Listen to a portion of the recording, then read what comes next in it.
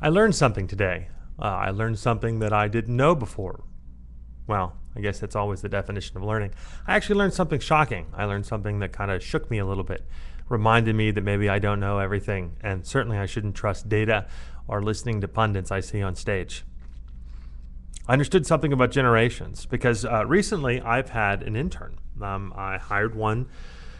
It was great. It's friend of a friend. I don't want to talk too much about how smart this guy is, but he works hard, and our goal was very simple. See, I'm going to teach him things about marketing. He's going to do grunt work, but in doing the grunt work, he's going to learn patterns, and then he can get a good sense of what he's good at, which means that we can then begin to apply him towards different aspects of the business. But as we've gone through and discussed things like SEO and email marketing and some of my background in retail, recruiting, sales, marketing, pretty much anything with the internet, I actually spent a lot of time with this guy. It's funny how much I talk about generations. Maybe it's because I'm 37. Maybe it's because I'm beginning to feel old. Who knows?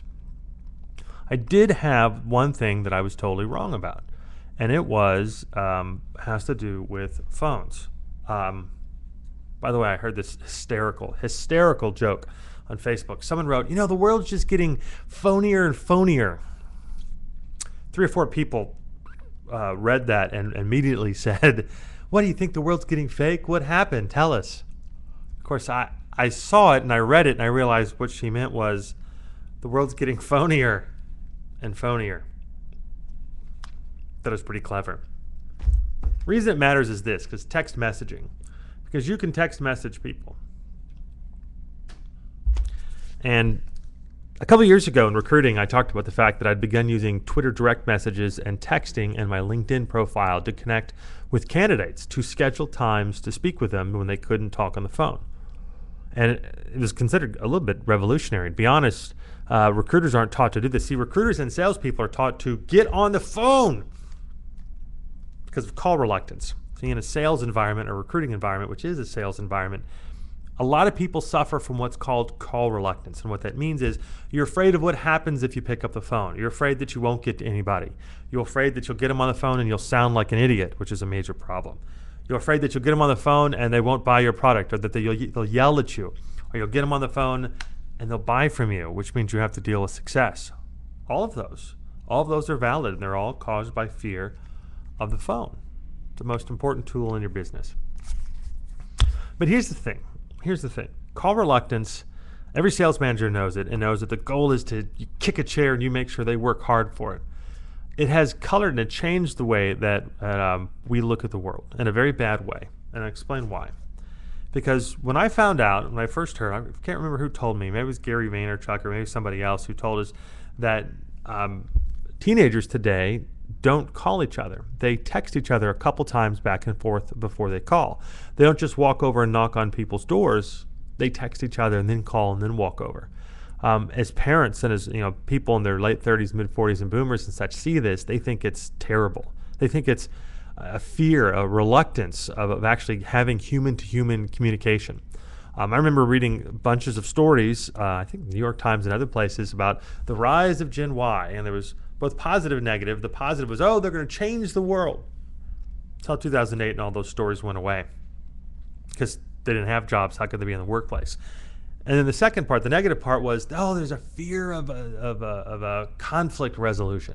And they tell the story of the girl who was in college and she didn't get along with her roommate.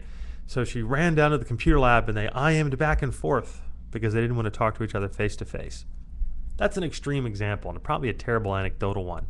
But you hear these stories and you see them and you go, well, why don't you want to go over and talk to your friend, or why don't you want to call?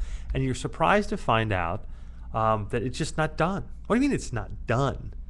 Look, we come from a hard-working generation. We pick up the phone and call because we like human-to-human interaction. What's wrong with you people? Turns out we were way off. And in fact, I didn't even know it. I bought into all that garbage and actually believed that they were afraid to talk to each other. In retrospect, it's pretty ridiculous. But I was having this conversation with him, and I shared the information that I had. And he said, you know what? I don't call people before I text them. I was like, aha! Proof, data. Anecdotal data, but data nonetheless. I asked him why. Just took it one step further. He goes, I hate it when they pick up the phone and say they can't talk to me right now and can they call me back later.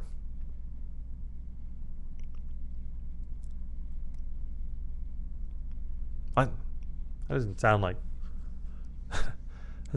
fear. It actually sounds kind of smart. I hate it when someone picks up the phone and says I can't talk to you right now. In fact, I don't even like to leave messages. I just call and I figure if they know me, my number shows up on their phone, and they'll call me back at their convenience. I hate to leave messages. I try not to listen to them unless they're business messages. If it's someone I know, I don't tend to answer it.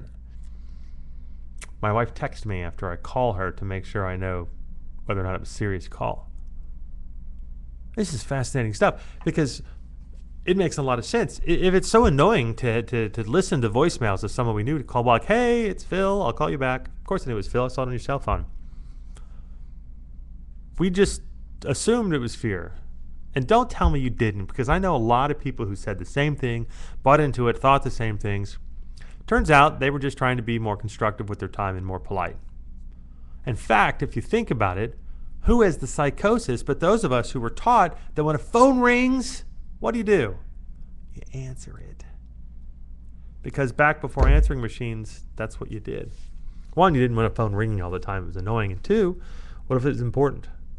You didn't have a chance to screen calls to do other things. So we are living in a technology that altered our behavior. Pick up a phone because it's ringing.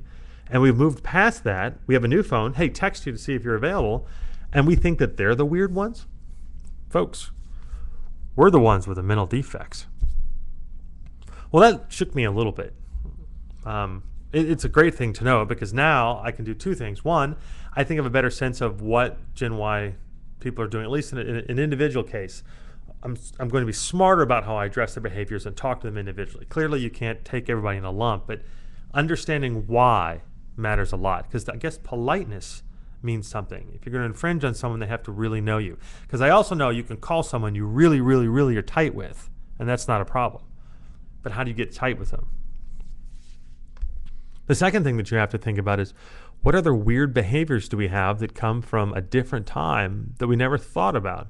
I'm not talking about not knowing how to text or being afraid of computers in general. I'm saying what behaviors did some technology change in us that we don't realize now that someone who's never touched those technologies would go, well, that's insane. It's really a lot to think about. It's a good day. I like it when I learn something. And let me apologize to all the Gen Y folks out there. I'm sure there's plenty more to make fun of you about. But today you were right. I was wrong. And on behalf of my generation, which is about half the size of yours, good luck and Godspeed.